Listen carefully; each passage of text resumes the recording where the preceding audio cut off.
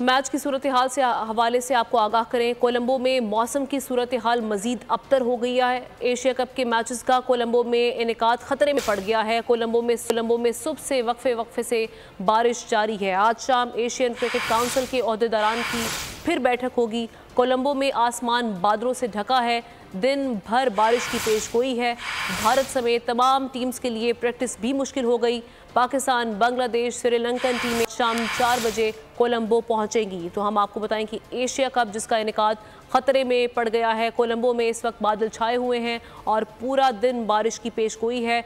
लेकिन हम देख रहे हैं कि भारत की जो जय शाह हैं वो हठधर्मी उनकी बरकरार है। वो जिद पर अटके हुए हैं। उनकी जानिब से बारहा ये कहा जा रहा है कि यहाँ ही यानी कोलंबो में, श्रीलंका में ही इन मैचेस का इनेकाद किया जाएगा। वेन्यू तब्दील नहीं होगा।